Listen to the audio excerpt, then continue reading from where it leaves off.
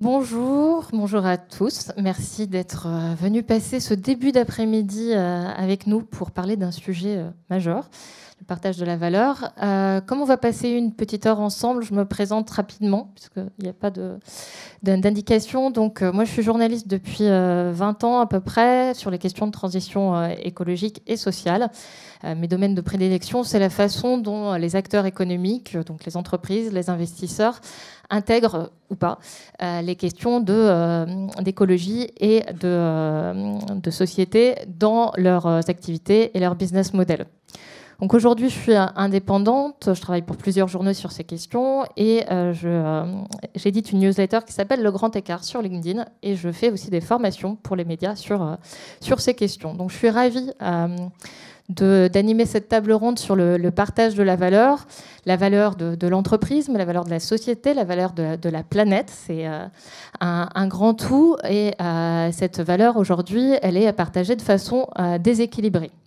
Si on prend en compte le partage de la valeur au niveau de l'entreprise, au niveau des entreprises françaises, alors les entreprises françaises, ce n'est pas simplement le CAC 40, mais prenons un chiffre, 38 des 40 sociétés du CAC 40 aujourd'hui affichent des bénéfices records et des dividendes tout aussi records. Ça, c'est spécialement dans le luxe, l'énergie.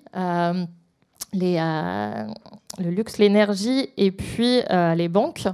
Mais les salariés, et plus généralement les travailleurs, puisqu'on n'est pas tous salariés, n'en profitent pas forcément à la même hauteur. On l'a vu, les salaires de base aujourd'hui progressent moins vite que l'inflation et que le SMIC, qui est corrélé. Si le chômage baisse, il y a des grandes inégalités territoriales et une réalité bien plus complexe que ça. Aujourd'hui, on a 2 millions de travailleurs pauvres en France, c'est 8% des travailleurs. Et je crois que les chiffres qui ont été diffusés la semaine dernière par le Secours catholique sont aussi édifiants qu'accablants. Aujourd'hui, donc un Français sur 3 déclare ne pas pouvoir faire 3 repas par jour par manque d'argent. 20% déclarent vivre à découvert. Donc il y a un réel problème et des tensions qui sont palpables aujourd'hui. Alors ces déséquilibres, ces inégalités, cette course au profit et à l'accaparement des richesses par une minorité, elle est aussi à la source de déséquilibres majeurs sur la planète. Et oui, ça a un lien.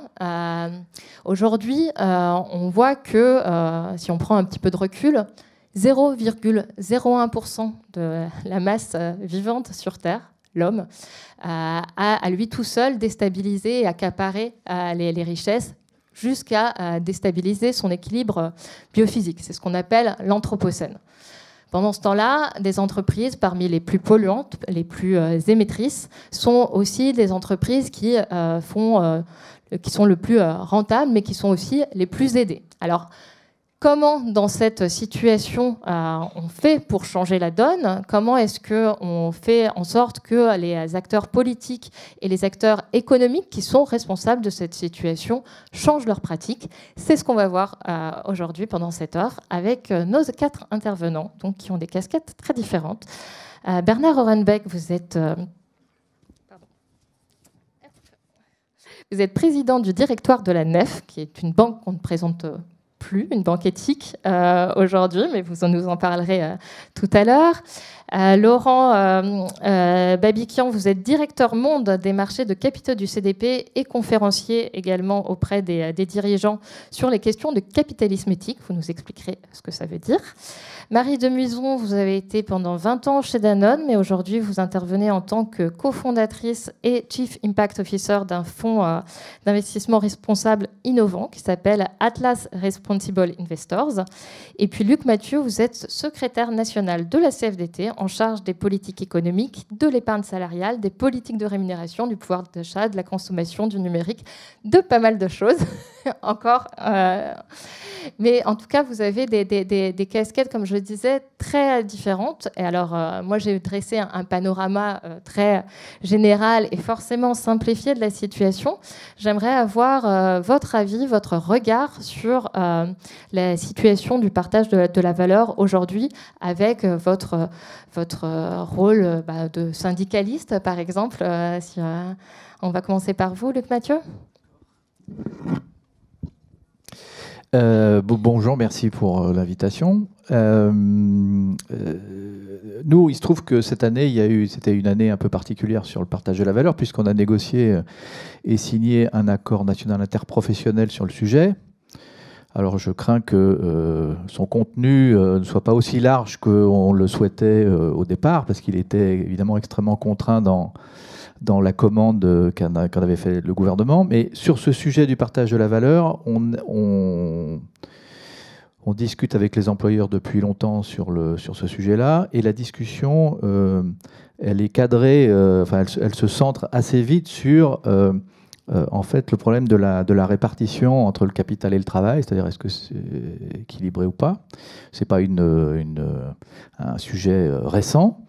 Ce qu'on peut en dire, c'est que dans l'ensemble des pays industrialisés, de manière générale, sur longue période, on est plutôt dans un équilibre qui a été en faveur du capital.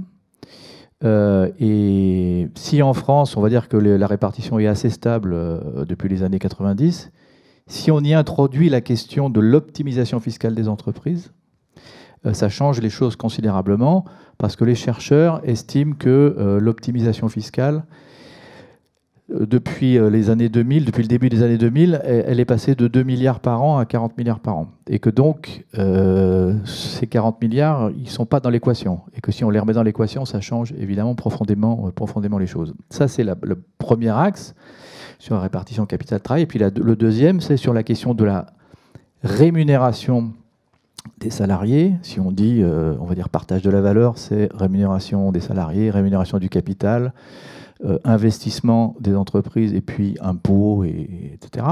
La rémunération des salariés, c'est deux choses principales. C'est le salaire, déjà, et puis ce sont les accessoires au salaire, donc on va dire intéressement, participation, et aujourd'hui, par exemple, prime de partage de la valeur. Et là, là on n'est pas forcément toujours d'accord. La question, c'est quelle est la proportion que doit avoir la rémunération variable, que sont l'intéressement à la participation ou la prime de partage de la valeur et le salaire. Voilà, donc voilà des débats qu'on a eus autour de ce sujet. Oui, par exemple, sur le partage entre la rémunération variable et le salaire, le Conseil d'analyse économique montre que cette répartition, aujourd'hui, elle est défavorable au salaire de fait de ces mécanismes de participation et d'intéressement qui permettent de baisser en fait, les salaires aujourd'hui. Oui, et puis le pire, c'est sans doute la prime de partage de la valeur, puisque l'INSEE a montré que en 2022, 30% de ce qui a été versé en prime de partage de la valeur l'aurait été en salaire si cette prime, qui ne s'appelait pas prime de partage de la valeur à l'époque, mais prime exceptionnelle de pouvoir d'achat, n'avait pas existé. Donc il y a un vrai sujet. Et il y a, y compris ce sujet de salaire, intéressement, participation, de grosses inégalités entre les salariés, puisque intéressement et participation bénéficient essentiellement aux salariés des grosses entreprises et beaucoup, beaucoup moins aux salariés des petites entreprises, et que pour nous, ça a été un des enjeux majeurs, sans doute, de la négociation. Exactement. Alors, Laurent, je vous voyais hocher la tête avec vigueur. Donc, quelle est pour vous la situation aujourd'hui ? Oui. Donc merci Improdurable de m'avoir invité pour venir parler de ça. Alors moi je dirais, je donnerai quelques chiffres. Alors malheureusement on n'a droit qu'à une slide, donc j'ai gardé ma slide pour la fin, mais j'avais d'autres slides à présenter. Mais vous l'avez dit, 2022 c'est l'année record pour les entreprises privées cotées à la bourse dans le monde de profit. 2023 c'est l'année record de versement de dividendes sur les profits de 2022. Et en 2022, il y a eu une année record de rachat d'actions. Le truc totalement stérile quand Total rachète 5 milliards d'actions plutôt que d'investir dans la transition ou de venir faire du renouvelable. Il rachète des actions pour diminuer le nombre d'actions afin de diviser la valeur d'entreprise par moins d'actions. Mais dans le très court terme, ça marche, mais après, à quelques mois, c'est fini. Donc ça ne sert strictement à rien. Et ça, c'est le premier point. Le deuxième point, il paraît qu'on est en plein emploi, ou proche du plein emploi en France, avec 6,9% au sens du Bureau international du travail, qui est une manière erronée de calculer le taux de chômage, puisque ça sous-estime très largement les seniors qui sont au chômage et qui ont au-dessus de 55 ans. Donc, et dans ce cas-là, même en Allemagne, donc on serait à 2,9%. Donc en France, il y a un satisfecit pour dire c'est bon, on est au plein emploi. Et dans le même temps, Eurostat dit, et l'analyse de la semaine dernière faite par Ipsos pour le Secours populaire, dit que 21% de la population européenne est en situation de pauvreté et que 35% des Européens sautent un repas sur 3. Donc au même moment, j'ai des profits records, je suis au plein emploi et je suis pauvre. Donc ça veut dire qu'une chose, ça veut dire que le stakeholder travailleur et retraité, eh bien, il est nettement sous-payé parce que si ça n'était pas le cas, alors on ne serait pas en situation de pauvreté.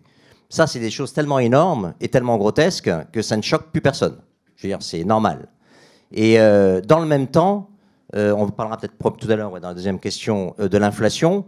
L'inflation lamine le pouvoir d'achat dans les pays de l'OCDE, moins 3,8% du pouvoir d'achat réel en moins.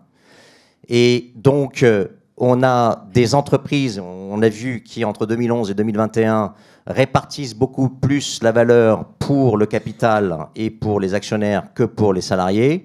Et au même moment, on a des salariés dont le pouvoir d'achat est négatif. Et ça s'explique en grande partie par la chose suivante, c'est-à-dire que 2/3 de l'inflation, ça c'est la Banque Centrale Européenne qui le dit, 2/3 de l'inflation est expliquée par l'augmentation des marges commerciales et non pas par l'augmentation des salaires.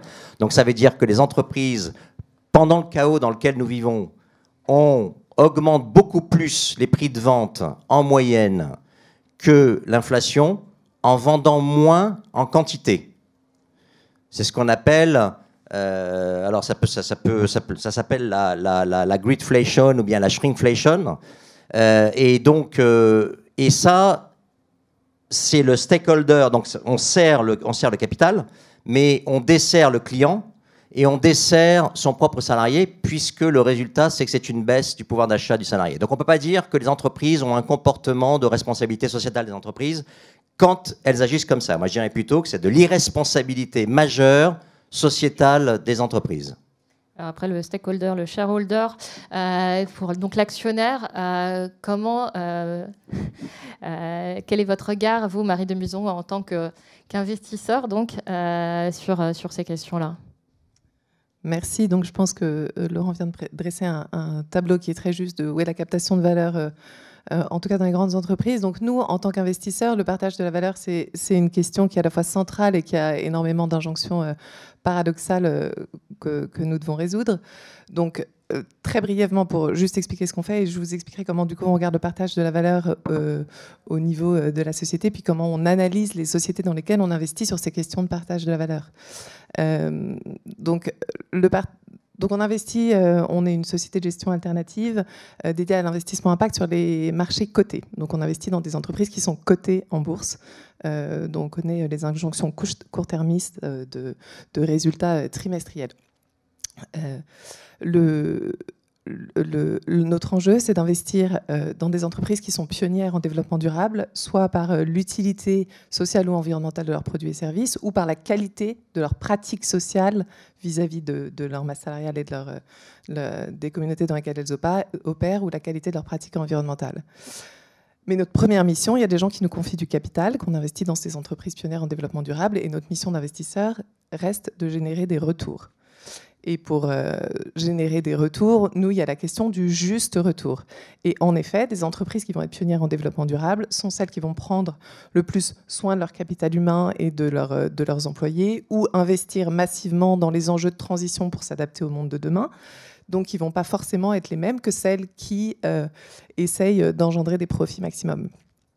Pour donner un exemple très caricatural, si l'année dernière, en tant qu'épargnant, vous décidiez d'investir dans Total, Glencore, l'industrie minière, et Lufthansa, compagnie aérienne, vous faisiez avec votre investissement plus 40% en 2022.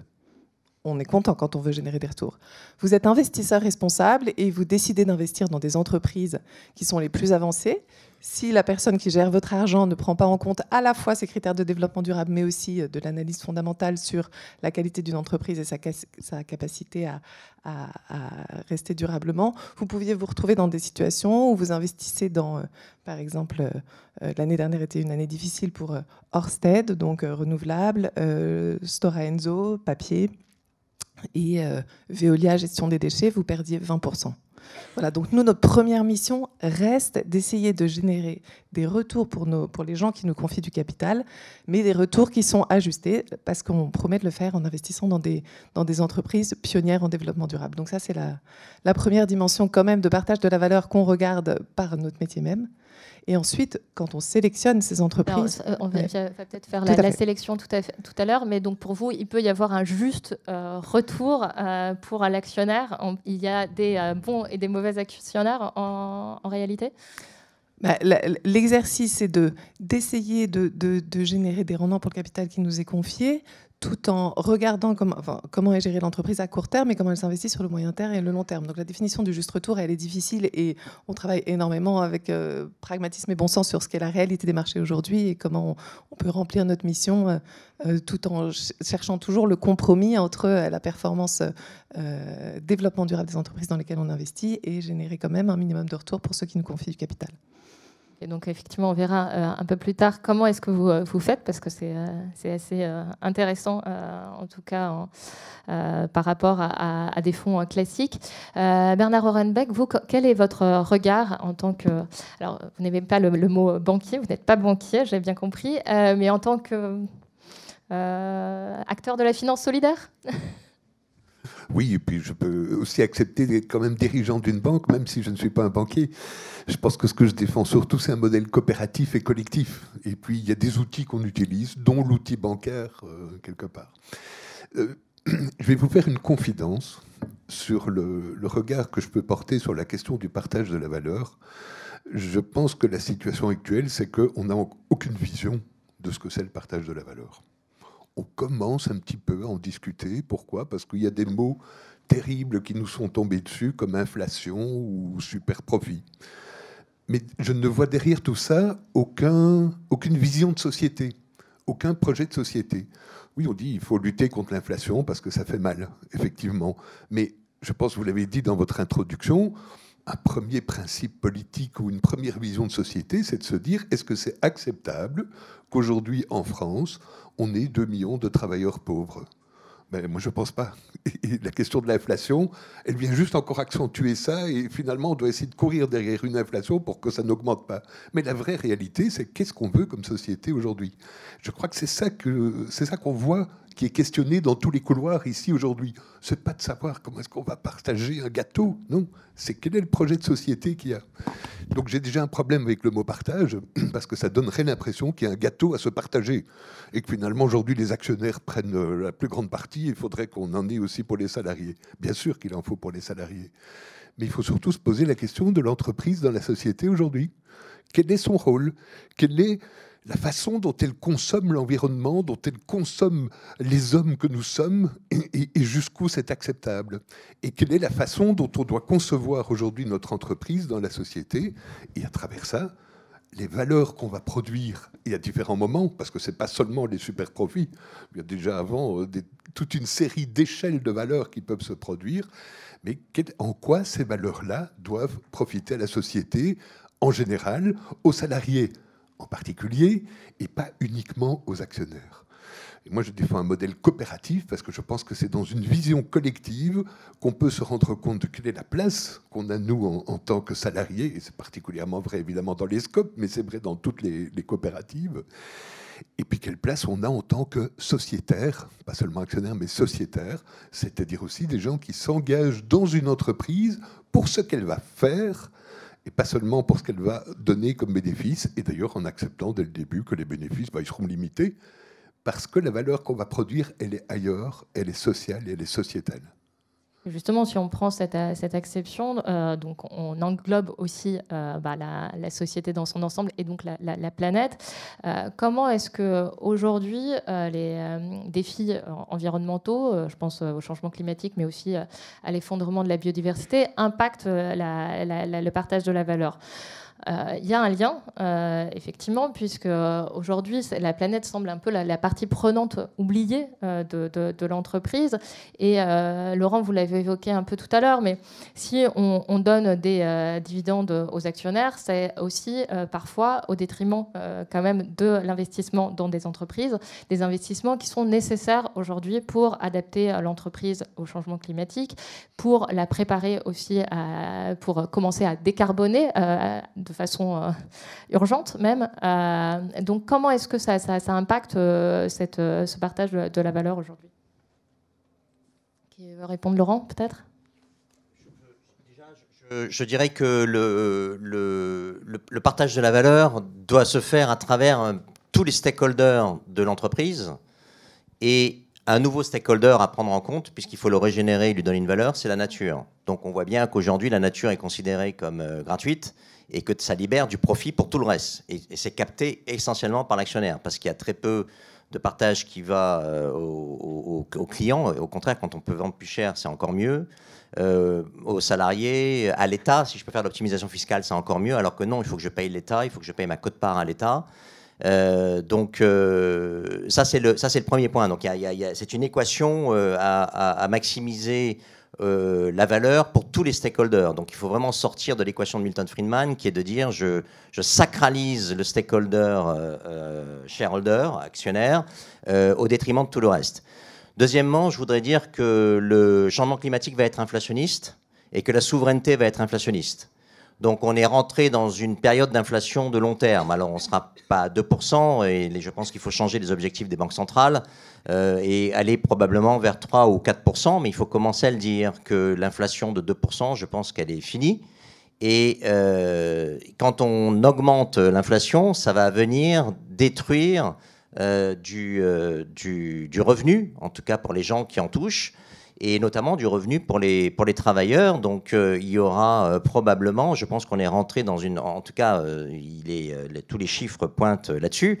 La génération des jeunes aujourd'hui, des millennials, des générations Z et autres, c'est la première génération dans l'histoire du capitalisme qui va avoir un revenu et un pouvoir d'achat inférieur au pouvoir d'achat des parents. Donc le truc ne marche plus. Hein. Avant, quand en haut, le haut montait, tout le monde suivait derrière. Maintenant, ça ne marche clairement plus. Donc il va falloir repenser des nouveaux systèmes. Et après, donc on en reparlera à la fin, par rapport au triangle, il faut, je pense, donner un coup à la nature. Et si on fait ça, ça va changer la mode de distribution au sein de l'entreprise. Et comme disait mon voisin, c'est fondamental de penser au modèle de société, au modèle d'entité économique que nous voulons avoir pour rétribuer les différents acteurs qui permettent de créer des biens et services.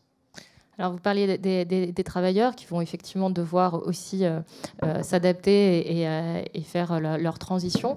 Comment est-ce que à la CFDT vous prenez cette question en compte ? Alors d'abord, on sait que la transition, enfin toutes ces questions de transition écologique, etc., ça a un coût, ça a été dit tout à l'heure, considérable à moyen terme, puisque le rapport Pisani-Ferry-Mahfouz estime ça à 2,5 points de PIB à 2030, c'est-à-dire 70 milliards. Bon, donc ces 70 milliards, il va falloir évidemment les financer. Nous, on considère que l'enjeu vis-à-vis des salariés, c'est que cette transition, il faut qu'elle soit juste, parce que si ce n'est pas le cas, ça fera peser sur les plus fragiles le coût, parce que ce sont les plus fragiles qui ont des logements qui énergétiquement ne sont pas adaptés. C'est eux qui ont, où la part des déplacements en voiture, par exemple, quand ils n'ont pas accès à des transports en commun, sont plus importants. Enfin, ça mange, je dirais, une part considérable de leur revenu. Et donc, si on ne traite pas cette question aussi au travers de la justesse et de l'équité, on va évidemment avoir un problème. Le deuxième, c'est évidemment qu'il faut que les entreprises, elles transforment leur modèle économique et leur modèle productif, on voit bien que c'est compliqué pour elles d'accepter qu'il faut qu'elles transforment leur modèle productif. C'est le moins qu'on puisse dire. C'est-à-dire qu'on reste sur un modèle de rupture. C'est-à-dire on va jusque dans le mur, on se casse la figure, et puis on reconstruit après derrière une autre entreprise, etc. Et nous, on considère qu'il faut évidemment plutôt travailler sur la question de l'adaptation. Et tout ça fait qu'il faut sans doute réorienter aussi les fonds publics pour aider à cette adaptation, à cette transformation. Et c'est pour ça qu'on prône d'ailleurs en particulier la question de la conditionnalité des aides publiques, puisqu'aujourd'hui on verse des aides sans, d'une certaine manière, sans rien demander en retour. On souhaite également que ce sujet de transition écologique, ça soit un sujet de dialogue social, ce qui n'est pas le cas concrètement aujourd'hui dans les entreprises, même s'il y a quand même beaucoup de textes de loi qui prônent ça. Il y a les CSE qui aujourd'hui ont une mission Oui, ils ont une nouvelle mission depuis un certain temps, mais est-ce qu'elle est réellement assumée? Ça, c'est une autre question. C'est la raison pour laquelle on a signé cette année un autre accord national interprofessionnel sur transition écologique et dialogue social, pour que justement ce sujet intègre directement, enfin considérablement le dialogue social dans les entreprises. Et puis le dernier sujet, alors on revient sur les questions un peu monétaires, c'est la question de l'épargne salariale. C'est-à-dire que les salariés qui reçoivent de l'intéressement, de la participation, vous savez qu'ils peuvent placer cette épargne, s'ils décident de l'épargner, sur des fonds. Évidemment, la question, c'est comment choisir les fonds. Les salariés ont un pouvoir dans le choix des fonds. Alors, il y a 20 ans, plusieurs organisations syndicales ont créé le premier label qui s'appelait du comité intersyndical d'épargne salariale, qui labellisait des fonds en fonction de critères essentiellement sociaux, peut-être à l'époque, et puis de plus en plus de la transition. Depuis, des tas de labels sont arrivés, c'est-à-dire qu'ils sont censés garantir que des critères sociaux, des critères environnementaux sont respectés. Et ça prend un essor considérable, puisqu'au niveau européen, c'est près de 1400 milliards d'euros qui sont placés sur des fonds labellisés. Le CIES aujourd'hui en France, c'est 31 milliards, alors c'est pas grand-chose. Et les fonds ISR, je crois que c'est autour de 600 milliards en France, peut-être vous savez les chiffres mieux que moi. Voilà, donc c'est considérable. Donc il y a la manière de placer son épargne, Et puis après, je dirais dans une deuxième étape qu'il faudrait arriver, c'est la manière de prendre la parole dans les conseils de surveillance des fonds, et y compris dans les assemblées générales des entreprises dans lesquelles on a investi. Et je crois qu'on sous-estime le pouvoir que peuvent avoir les salariés, et je dirais les citoyens d'une manière générale, dans ce domaine-là, et c'est quelque chose auquel on tente sur lequel on tente de s'investir, quoi. Voilà. Alors l'épargne salariale, elle est notamment fléchée de façon assez importante vers l'épargne solidaire. Et donc ça me donne une transition toute trouvée pour la nef. Comment est-ce que vous voyez ça, et justement comment est-ce que vous utilisez cette épargne aujourd'hui pour plus intégrer ces questions aussi de changement climatique et aller vers le financement d'entreprises peut-être plus vertueuses sur ces questions?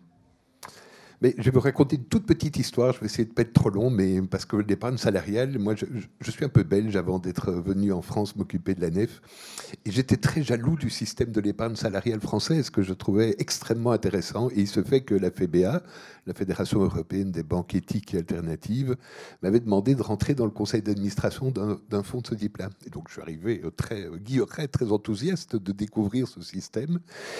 Et puis j'ai découvert que c'était en fait un système d'abord aussi 90-10. Et je pense qu'on n'est pas toujours très clair là-dessus. Et en tout cas, pour moi, assez peu de personnes, je pense, qui l'ont en tête. Une découverte, évidemment, parce que le 90-10, ça signifie que le 90, il est en côté et le 10, il est de l'autre côté. C'était un moment, en plus, quand je suis arrivé, où on était en pleine crise financière et où le 90 était complètement perdant et que les seuls qui gagnaient un petit peu, c'était les 10 dans l'économie sociale. Et je pense que ça vaut quand même la peine aussi d'être bien clair là-dessus. Alors, c'est considérable, hein, même les 10, c'est considérable, et donc c'est effectivement, par rapport à plein d'autres pays, un vrai progrès, mais il ne faut pas trop se cacher là-dessus. La transformation de la société, elle ne se fera pas sur le 10, dans le 90-10. Elle se fera dans d'autres manières de pouvoir faire avancer, même si c'est un levier et que l'épargne salariale est un levier, mais pour lequel il faut aussi donner toute sa clarté. Je crois aussi qu'on dit beaucoup ici, oh ben la transition, ça va coûter cher, et c'est de l'inflation, etc. Mais je crois qu'il faut surtout se rendre compte que ce qui a coûté cher aujourd'hui, c'est qu'on consomme gratuitement l'environnement, la terre, nos ressources, et que tout ça se fait sans rien payer, et profite à un certain nombre, et profite à de l'actionnariat. Et là, il y a un vrai problème de vision. Et aujourd'hui, on est en train de se remettre de nouveau dans une question qui est ah ben on va finalement sociabiliser les pertes à venir, et donc peut-être qu'il faudra un petit peu partager quand même. Non, il ne faudra pas un peu partager quand même. Il faut revoir la façon de faire fonctionner l'entreprise aujourd'hui dans notre société. Il faut revoir quel est le projet de société dans lequel on veut s'engager. Et dans ce projet-là, la question de l'homme, de l'équilibre, de la justice financière, de la justice pour les salariés, elle est un fondement, me semble-t-il, dans des sociétés comme les nôtres. Et la question environnementale, elle est non seulement un fondement, mais elle est une nécessité. Et je crois que ce qui m'intéressait, moi, dans le titre aujourd'hui de la conférence, c'est le mot culture. C'est qu'en fait, il ne s'agit pas de se cacher derrière du greenwashing. Et c'est un peu l'inquiétude qu'on peut avoir quand on se promène aujourd'hui dans les couloirs. Moi, j'ai eu l'impression d'abord que c'était fini. En fait, la société, elle était transformée, puisque j'ai vu qu'on avait de l'accompagnement et du conseil pour se transformer, pour faire la transition. J'ai vu qu'il y avait des accélérateurs de cette transition qui venaient encore accélérer les conseils, et même des multiplicateurs de transition qui venaient multiplier l'accélération de la transition qui avait été conseillée. Donc moi, en me baladant dans les couloirs, j'ai l'impression que la société est transformée. Mais en réalité, le mot important, il est le mot culture. C'est que c'est pas comme ça qu'elle va se transformer. Elle va se transformer si chacun d'entre nous, on pense à cette question-là, on l'intègre, on prend la dimension éthique. Nous avons défendu toujours l'idée d'une finance éthique. Pourquoi éthique ? Parce que l'éthique, c'est la responsabilité. C'est de se dire, quand je fais un geste financier, pour nous, ça a un impact sur la société. Ça a un impact. Et je dois prendre l'impact comme étant une donnée de la décision qu'on va prendre. C'est-à-dire qu'on va prendre une décision financière en ce qui nous concerne à la nef uniquement en fonction de l'impact que ça a, parce qu'on est responsable de la façon dont nos clients vont utiliser l'argent. Et ça veut dire qu'il faut aller loin dans la logique, et pas seulement se cacher derrière de jolis plans RSE ou quelques... c'est pas parce qu'on fait des voitures électriques qu'on peut tout se permettre, y compris d'envoyer les fusées les plus polluantes dans l'espace. Mais non, ça marche pas comme ça. Il faut avoir une vision globalisée et une vision responsable des choses. Et l'entreprise, il faut la concevoir là-dedans. Et je pense que le modèle coopératif, c'est pas une garantie. On l'a vu, il y a des coopératives depuis longtemps. Mais c'est une condition qui permet, ou qui facilite en tout cas, une nouvelle conception de la fonction de l'entreprise. Marie Demuson.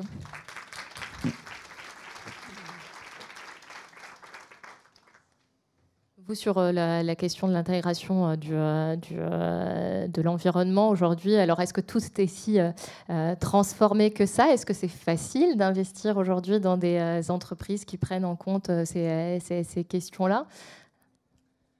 Je crois que là, on l'a déjà quand même bien dit. La nature est un peu le grand perdant du système capitaliste actuel. Elle n'avait pas de syndicat dans les dernières décennies, et donc elle nous a donné gratuitement et silencieusement des ressources vitales, mais malheureusement finies, que l'on connaît tous. Et on se retrouve dans une situation qu'on a donc créée nous-mêmes, où il faut tout réinventer, parce que bientôt, de toute façon, il y a une partie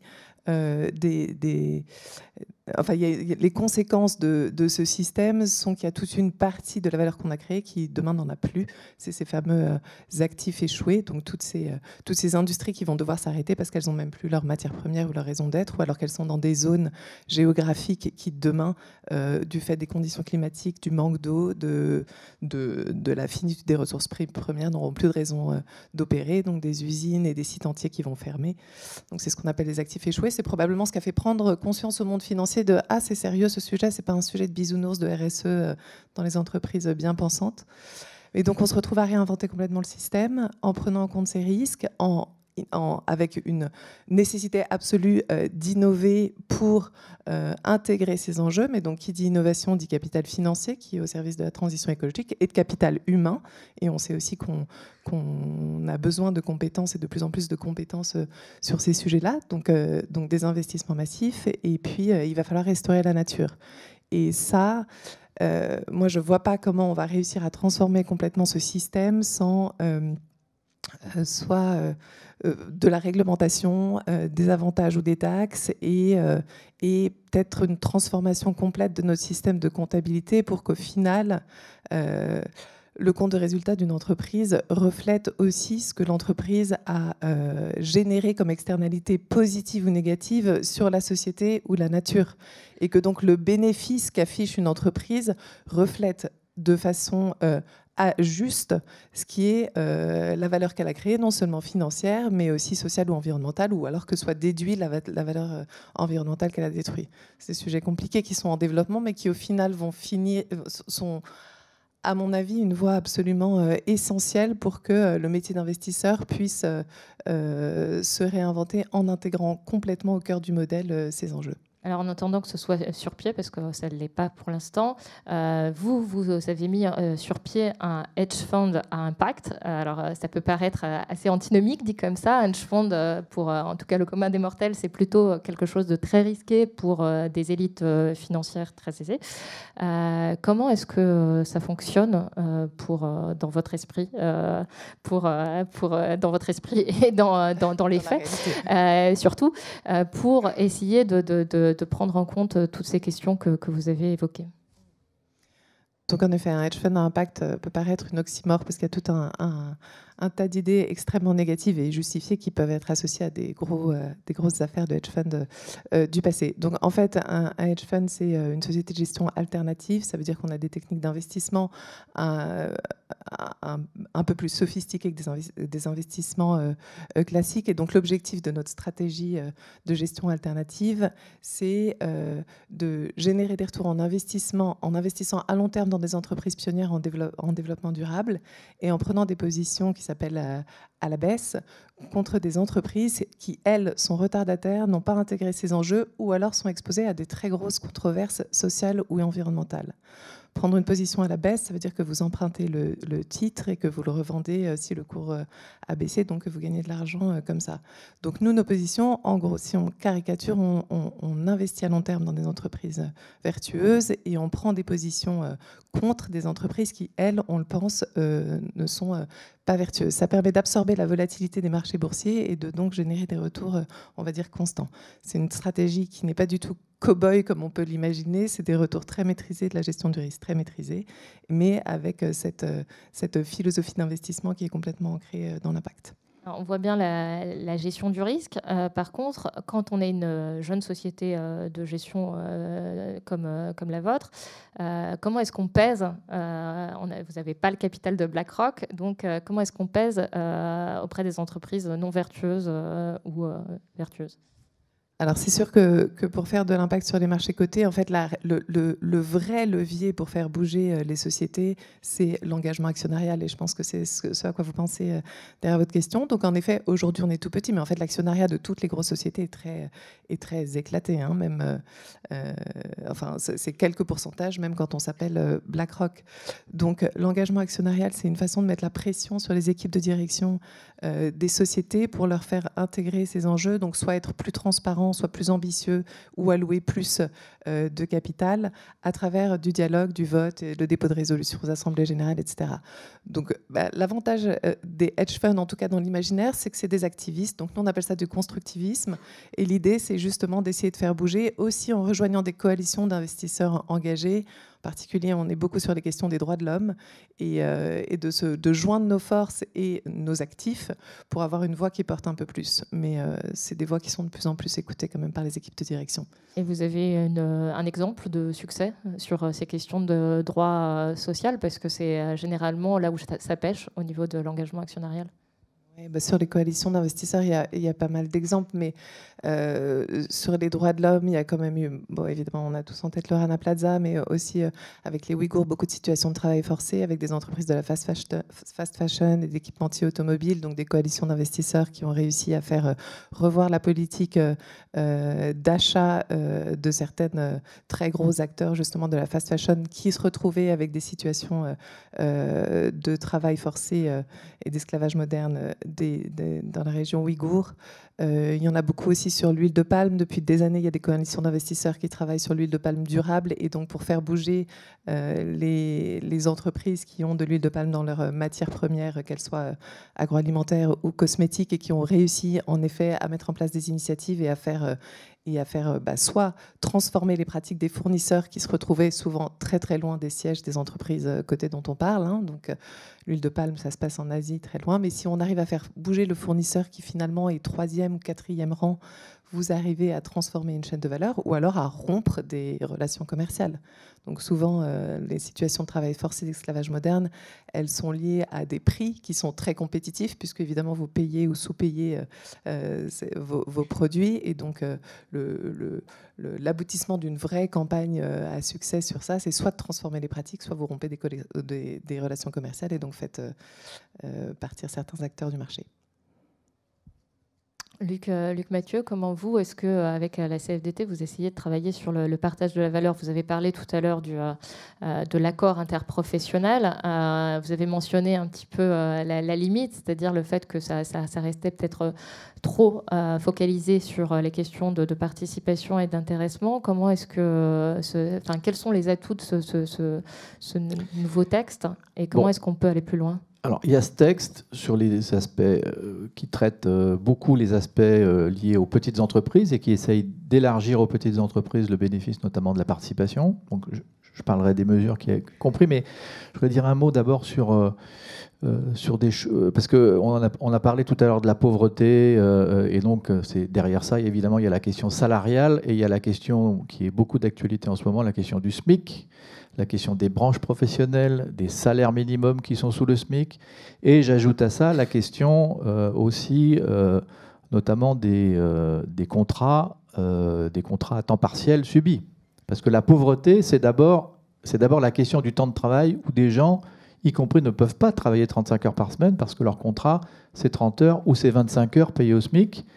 Et donc la question après de la smicardisation d'un certain nombre de salariés, etc. Puisqu'on sait très bien que nous, on considère par exemple que le SMIC, c'est un salaire d'embauche d'un salarié non qualifié et qu'ensuite, normalement, il doit y avoir une progression dans le cadre d'un parcours professionnel. Et on sait très bien que les gens qui restent plus de 3-4 ans au SMIC vont y rester très très très longtemps. Voilà. Alors si en plus ils ont un contrat à temps partiel subi, vous imaginez, c'est là où on fabrique effectivement des travailleurs pauvres. Donc on travaille sur ces questions-là, et ça sera d'ailleurs des sujets qui seront à l'ordre du jour de la conférence sociale qui a été décidée et qui aura lieu normalement début octobre. Et donc on travaille évidemment sur ces sujets-là. Après, les sujets qui sont traités dans l'accord partage de la valeur, il y a de nombreuses négociations qui doivent s'ouvrir toute l'année qui vient et l'année 2024, qui vont être extrêmement importants. Moi, je ne préjuge pas du devenir de ça, mais enfin, il y a donc la question des systèmes de classification. Alors, c'est un peu technique, malheureusement, mais c'est très important.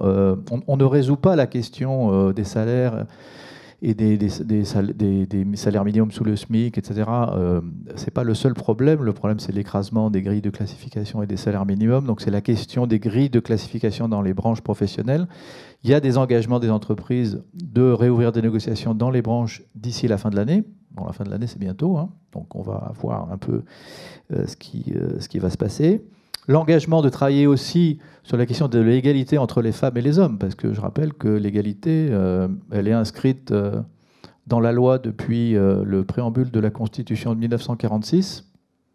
On n'y est pas. Donc on a encore 15% voilà, d'écart de salaire à compétences égales. Ouais. Et donc, la question, c'est aussi de travailler sur la question de la mixité des métiers, puisqu'on sait très bien que les métiers les moins payés sont très fortement féminisés et les métiers les plus payés très fortement masculinisés. Donc, travailler sur la mixité des métiers, c'est aussi travailler à l'égalité salariale entre les femmes et les hommes. C'est un autre sujet qui doit être traité dans les branches professionnelles.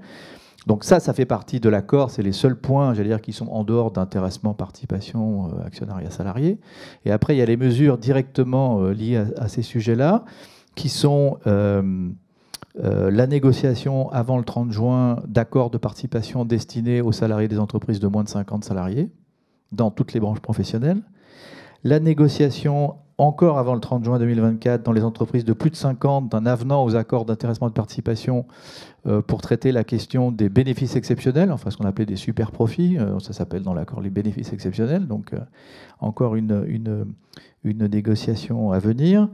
La mise en place dans les entreprises de 11 à 50 salariés, obligatoirement d'une mesure de partage de la valeur si ces entreprises ont un résultat qui est au moins égal à 1% de leur chiffre d'affaires pendant 3 ans consécutifs. Tout ça fait que normalement, par exemple, les salariés des petites entreprises, des moins de 50, qui représentent 50% du salariat, hein. Les entreprises de moins de 50, c'est la moitié des salariés de ce pays. Et globalement, ils bénéficient très peu de ces mesures-là. Et donc, l'objectif, c'est d'élargir ces sujets. Et puis, c'est aussi de continuer à travailler sur la question de l'épargne salariale, je le disais, de l'investissement socialement responsable. On n'a pas parlé non plus de l'actionnariat salarié, mais dans certaines entreprises, les salariés peuvent être les premiers actionnaires en fait, de l'entreprise. Et donc, c'est vrai que le syndicalisme a encore peu investi ce champ qui pourtant permet quand même d'être des acteurs significatifs sur la politique de l'entreprise, notamment dans le cadre de la transition écologique. Donc voilà un peu le panel de ce que peut faire une organisation syndicale, ou ce que, en tout cas, a envie de faire une organisation syndicale, pour être plus modeste. Oui, parce que ça fait beaucoup de chantiers d'ouverts avec des négociations qui ne sont pas toujours simples, que ce soit au niveau des branches ou étatiques. Absolument. Alors, vous parliez tout à l'heure, Bernard Orenbeck, de la culture. Vous êtes dans une culture particulière. C'est pas la petite entreprise, c'est pas la grande entreprise, mais c'est la culture coopérative. Qu'est-ce que ça change d'être dans une coopérative sur les questions de meilleure répartition de la valeur? Il y a déjà des choses qui sont dans les statuts, sur les écarts de salaire, sur la participation des salariés aussi à la démocratie, à la vie démocratique de l'entreprise. En fait, je vais vous répondre en 3 mots, qui sont Big Bank, démocratie et transparence. Je vais un tout petit peu expliquer quand même les 3 mots. Le premier, le Big Bank, c'était le nom de la campagne qu'on a lancée. Ce qui est un peu culotté de la part de la plus petite des banques françaises, ou à peu près, de parler de Big Bank. Mais c'est aussi l'ambition, c'est-à-dire de se dire qu'à partir du moment où on se donne des objectifs sociétaux, on ne peut pas rester petit, il faut être à tout prix une grande banque. C'est aussi de se dire que le Big Bank, ça veut dire qu'il faut repenser autrement. C'est que tout est à repenser complètement dans une vision sociétale et dans la façon dont on doit construire les leviers financiers de cette vision sociétale.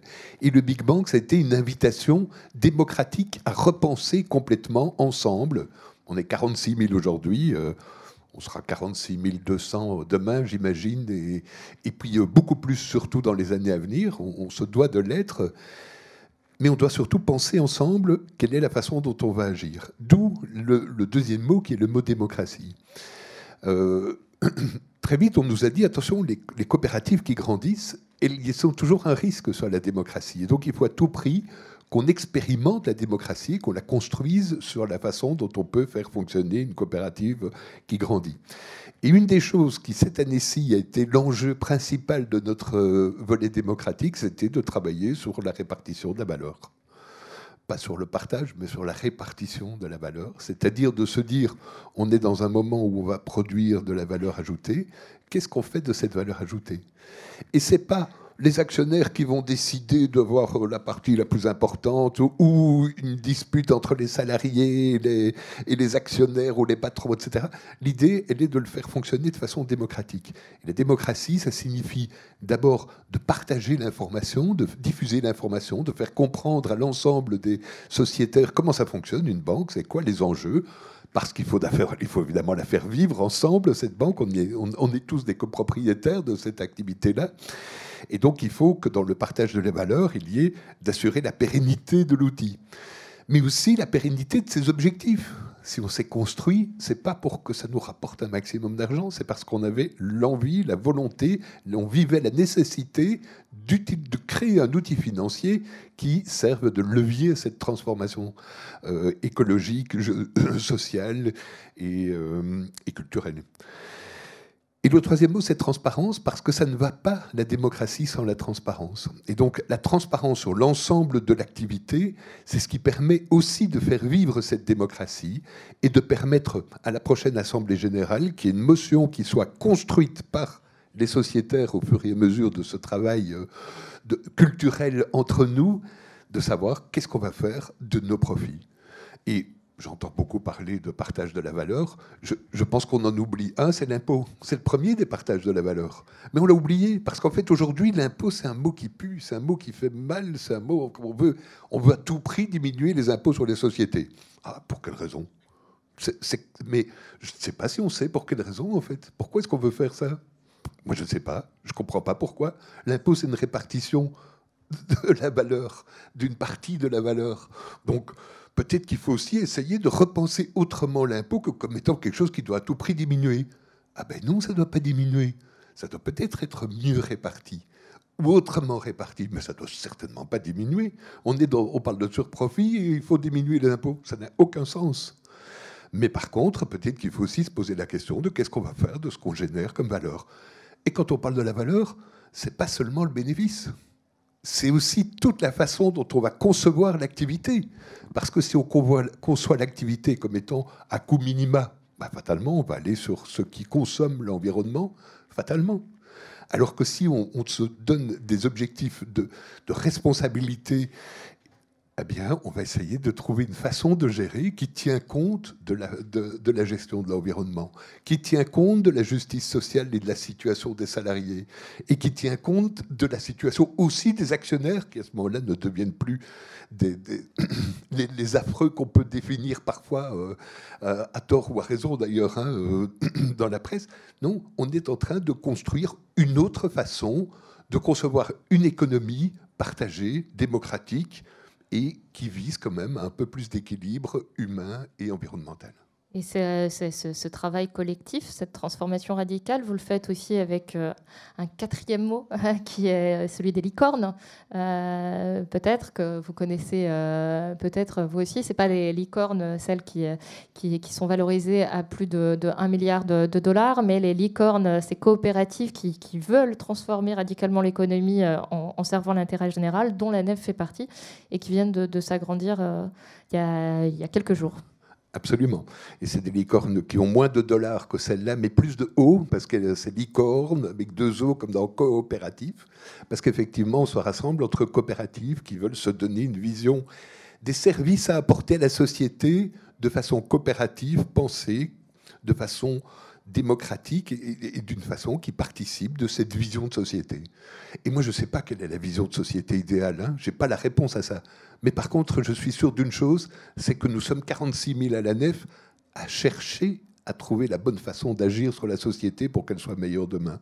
Et que j'espère qu'on sera encore plus nombreux à l'avenir, parce que je pense que c'est plus dans la citoyenneté économique agissante de la coopérative que se trouvent les solutions que dans le politique aujourd'hui, parce que le politique, il est pris dans des images qui l'enferment et dans des mots qui lui tombent dessus, comme super profit ou inflation, pour revenir au début de la discussion.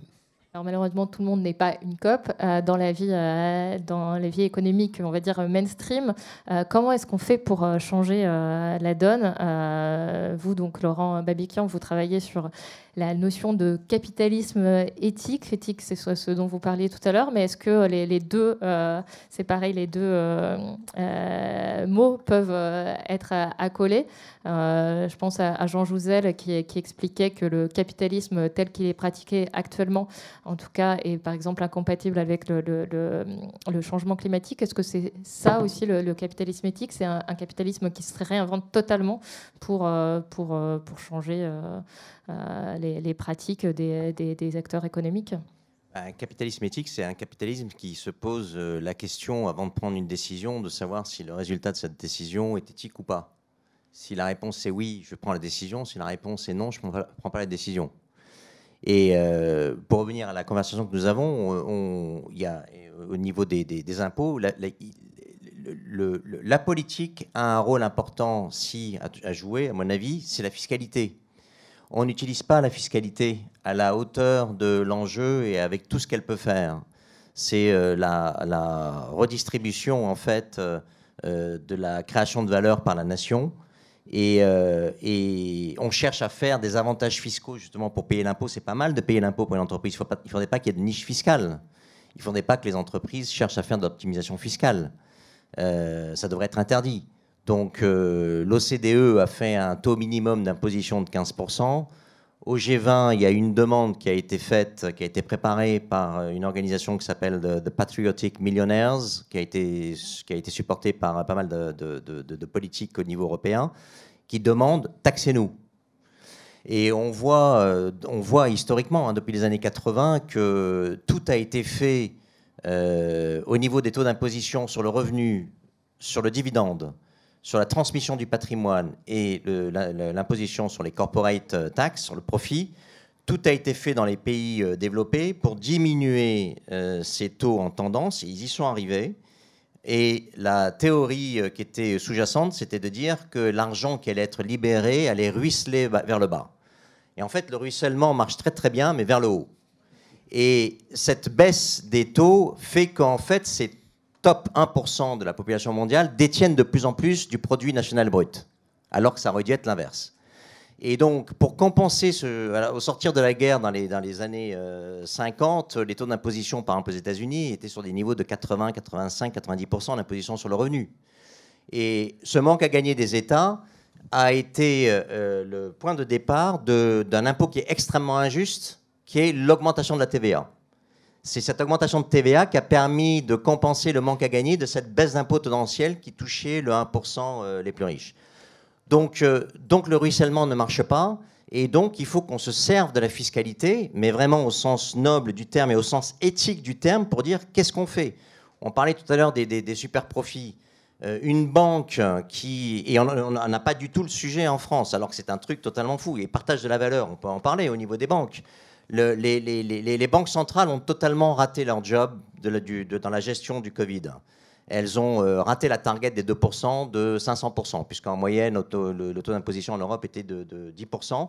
Donc dans la vie privée, quand dans une entreprise, vous ratez votre objectif de 500%, vous êtes viré. Les banquiers centraux, ils sont très indépendants, ils n'ont de compte à rendre à personne, et ils ne sont pas virés. Et elles ont créé massivement de l'argent, et qui a eu pour effet de créer en bout de course de l'inflation. Et les banques profitent de ça, parce que maintenant, pour réparer leur erreur, il faut augmenter les taux. Et les banques profitent toutes de cette augmentation de taux, puisque dans le même temps, elles ne payent pas plus leurs dépôts. Et de manière mécanique, elles gagnent beaucoup plus d'argent.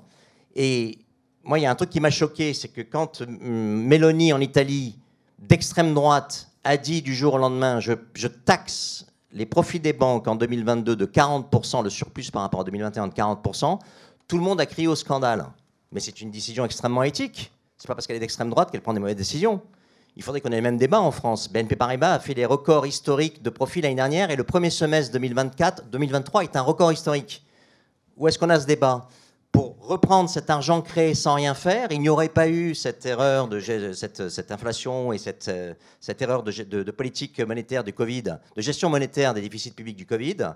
On n'aurait pas eu cette situation. C'est comme sur le pétrole avec la guerre en Ukraine, et c'est comme CMA-CGM qui a fait des profits totalement exorbitants parce que le prix de la tonne, de la tonne maritime a explosé pendant le Covid. Il n'y avait plus personne sur les mers, elle a fait x10. Donc, quand il y a des situations d'aubaine, il est tout à fait normal de taxer cet argent. Et en plus, ce que voulait faire Meloni, c'est de prendre cet argent pour redonner aux gens qui sont en bas de la pyramide, qui veulent acheter un appartement et qui ont des taux d'intérêt très élevés, pour leur donner des aides justement pour avoir une baisse du taux d'intérêt pour acheter un appartement. Donc, il y a plein de trucs totalement éthiques qui devraient être faits par rapport à la fiscalité, qui ne sont pas faits, et je pense que c'est quelque chose qu'il faudrait utiliser beaucoup plus au niveau de l'État. Il ne faut juste pas confondre populisme et éthique, parce que là, quand même, je m'inscris en faux sur ce que tu fais comme comparaison entre l'éthique et l'extrême droite italienne. Non, mais ce n'est pas parce que vous êtes d'extrême droite que vous ne pouvez pas prendre une décision éthique. L'éthique, c'est la responsabilité. Oui. C'est pas ça que je vois dans la décision de Mélanie. Mais la décision, c'est de dire je taxe des profits, super profits des banques pour redistribuer à des personnes qui en ont besoin et ça crée un scandale. Alors qu'on devrait avoir le même débat en France. Vous n'avez pas écouté ce que j'ai dit. C'est tout à fait éthique de penser ça. C'est pas parce que ça vient d'extrême droite que c'est pas éthique. Je veux dire, c'est quelque chose c'est du bon sens. Voilà. Après, effectivement, le reste de la politique de Mélanie n'est pas non, mais c'est pas ce que je dis. Ne rentrons pas dans un truc que je n'ai pas dit. Je n'ai pas dit ça. Oui, je dis que quand on parle de ça, on s'inscrit en faute. Donc je dis c'est un truc dont il faudrait qu'on parle en France. Il faudrait qu'on parle aux États-Unis. Les banques continuent à se gaver alors qu'elles font une création de valeur qui est très faible. Hein, c'est transformer. Recevoir des dépôts et transformer les dépôts en duration et en taux d'intérêt. Et c'est pas comme vous faites de la banque éthique. Les autres banques ne font pas forcément de la banque éthique. Donc ça a au moins le mérite de poser la question. C'est tout ce que je suis en train de dire. Voilà, j'ai rien dit de plus que ça. Alors, on arrive quand même à la fin de ce débat sur un sujet un peu polémique. Juste avant de terminer, chacun une mesure qui permettrait de changer la donne. Luc Mathieu. Écoutez, je vais vous dire, sur le sujet, je me sens toujours sur mon accord interprofessionnel, là. Ça va être de voir si le fait de faire participer, de faire bénéficier les salariés des petites entreprises de plus dans le partage de la valeur, c'est-à-dire si on réussit véritablement dans les branches à signer des accords de participation pour les salariés des petites entreprises, on aura, je crois, fait un grand pas sur le sujet. Donc, c'est aujourd'hui de la responsabilité des employeurs. Ils jouent une partie de leur crédibilité sur le sujet, d'ailleurs. J'en profite pour le dire, je ne sais pas s'il y en a dans la salle. Mais une partie de la crédibilité du MEDEF se jouera sur cette question-là. Enfin, du MEDEF, de l'UDP et de la CPME. Hein, c'est pas... Je ne discrimine pas le MEDEF, surtout que les petites entreprises sont plutôt à la CPME et à l'UDP. Mais je pense qu'il y a un vrai sujet là. Aujourd'hui, les salariés des petites entreprises ne bénéficient pas de toutes ces dispositions. Ils ne sont pas mieux payés que les autres, j'allais dire. On disait tout à l'heure, il y a les salaires, il y a les accessoires au salaire. Et donc, travailler décliner ce qui est prévu dans l'accord partage de la valeur pour les petites entreprises, ça sera un marqueur, si ça marche, ça sera un marqueur très fort. Voilà. Après, il y a tous les autres problèmes que j'ai pu citer qui restent entiers, mais s'il faut choisir un truc un peu symbolique, je choisirais ça. Marie de Musan. Alors, si la façon de réussir à transformer le modèle passe aussi par une transformation de la comptabilité vers une comptabilité qui soit plus sociale et environnementale, il va y avoir un besoin à court terme, si on parle, vous nous demandez la mesure à court terme, de déjà savoir mesurer. Et sur l'environnement, on commence à avoir un indicateur synthétique avec les émissions de gaz à effet de serre, même si ça reste très complexe, mais en tout cas, on est plus avancé sur l'environnement et on commence à avoir des normes de reporting harmonisées et comparables. Sur le social, c'est extrêmement compliqué de comparer des entreprises et de mesurer leur performance sociale. Donc si dans l'année qui vient, il peut commencer à avoir l'émergence d'un cadre de normes de reporting social, ce sera une grande avancée pour aller vers une réforme et vers ce nouveau capitalisme qui prend en compte des impacts sociaux écologiques dans le compte de résultats d'une entreprise. Et la CSRD, c'est pas suffisant à cet égard ? Non, c'est pas suffisant. Mais il y a des cadres de reporting qui émergent et qui avancent et qui donnent bon espoir qu'on finisse par arriver à un cadre international harmonisé.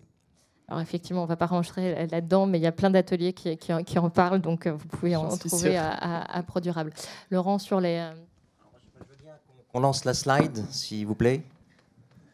Voilà, donc je pense que si on arrivait à mettre ça en place, ce triangle, ça permettrait d'apporter un début de solution pour la vraie RSE et l'émergence des business models nouveaux dans les entreprises.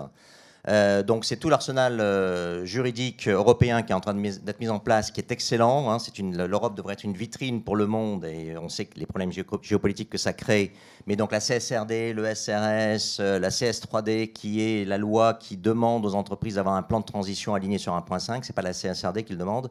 Et si la CSDDD le demande, alors je suis obligé de la discloser dans la CSRD. Ça, c'est un premier sommet du triangle. Le deuxième sommet du triangle, c'est d'avoir un coût des externalités négatives, donc une taxe carbone. Voilà, c'est le truc qui permettrait à toutes les briques du puzzle de converger vers nature positive et net zéro. C'est le prix du carbone. Et on sait pourquoi on ne l'a pas, parce que le lobby pétrolier n'en veut pas, parce qu'ils sont en début de chaîne, ils prendraient la taxe à fond sur leur scope 3. Et juste un chiffre, 90 € la tonne dans le marché carbone européen aujourd'hui. Si vous appliquez 90 € la tonne aux émissions d'Aramco, eh bien Aramco n'aurait pas fait les 161 milliards de dollars de profit, qui est le profit historique jamais réalisé dans le monde, mais aurait fait tout simplement une perte. Donc c'est pour ça qu'on n'a pas de taxe carbone. Et la troisième partie du triangle, c'est justement la comptabilité multicapitale. Et il faut mettre dans le compte des résultats et dans le bilan en musique le capital naturel et le capital humain au même titre que le capital financier. Je pense que si on arrive à avoir ces 3 sommets du triangle, on sera capable de mesurer l'impact des sociétés et des institutions financières sur la nature et la société, et de transformer, si j'ai le coût des externalités négatives, je peux transformer cet impact en return on impact et venir rajouter finalement au return on equity traditionnel d'une entreprise la notion de return on impact pour pouvoir calculer la performance réelle d'un investissement en capital. Et c'est là qu'on peut voir des choses très intéressantes, c'est-à-dire qu'on peut avoir une baisse du return on equity et une augmentation du return on impact. On peut voir des sociétés comme les sociétés coopératives qui demandent un return on equity inférieur à ce que demande le marché. Je crois que les mutualistes françaises demandent entre 5 et 7%, quand le marché demande 12 à 15%. Donc ça veut dire que je peux financer des projets plus locaux, plus petits, et dont le return on impact sera probablement beaucoup plus fort. Donc je peux avoir aussi la somme des deux. Je pense que les entreprises qui sont en avance de phase sur la transition vont à la fois augmenter leur return on equity parce qu'elles vont prendre plus de parts de marché et faire plus de profits, mais aussi augmenter leur return on impact. Donc c'est une variable qu'on peut faire monter, descendre dans tous les sens. Et ça, eh bien, c'est peut-être un début de solution pour pouvoir créer les conditions d'une économie régénérative. En tout cas, je souhaite que l'Europe continue dans cette voie-là, et on voit tous les problèmes que ça crée vis-à-vis des États-Unis. Et en tout cas, l'Europe est en bonne position, et voilà, c'est un vœu, et j'espère qu'on va continuer comme ça. Alors Bernard, pour terminer, pour changer cette culture de la répartition de la valeur. Je pense que notre grand enjeu dans les années à venir, ça va être la façon dont on va calculer les impacts, dont on va labelliser les activités, quelles qu'elles soient. Et je crois qu'il faut se mettre bien en tête que la labellisation ne peut pas être capitalistique. Aujourd'hui, on a des labels qui sont tenus par des entreprises et dont le seul objectif est d'avoir plus de clients, d'avoir plus de gens qui répondent. Et donc, il y a une tension entre les exigences d'une labellisation et la clientèle d'une labellisation. Ça veut dire qu'il faut qu'on arrive à repenser ça autrement. Je pense que dans le bio, on voit très bien aujourd'hui que le label bio lui-même s'est retrouvé avec toute une série d'autres labels concurrents qui viennent dire des choses dont on ne sait même plus ce que ça veut dire, qui n'impactent pas trop l'environnement. Bon, ça veut dire quoi? Je ne sais pas trop. Et on se retrouve avec des choses comme ça, des labellisations de plus en plus souples, entre guillemets, mais où on sait de moins en moins ce qu'on achète ou ce qu'on mange ou ce qu'on consomme. Et au moment où tout le monde est devenu vert, parce que tout le monde est devenu vert aujourd'hui, il n'y a personne qui peut encore oser dire le contraire, donc on est devenu vert, on a tous dans toutes nos entreprises des RSE, et tout le monde défend des valeurs environnementales, pourvu surtout que ça ne change rien, si ce n'est au niveau de la façade. Eh bien, les vrais outils, il faut les travailler. Il faut les travailler, et là, on a besoin du politique. C'est là qu'on a besoin d'une maîtrise qui ne soit pas soumise au lobby, mais qui soit soumise aux exigences climatiques et environnementales dont on a besoin. Alors, je ne sais pas s'il nous reste du temps pour prendre une question, peut-être. Bon, on ne dit rien, donc a priori, on peut peut-être prendre au moins une question. Est-ce qu'il y a une question dans la salle?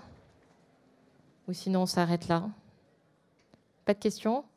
Bon, eh bien, écoutez, merci beaucoup à tous les quatre.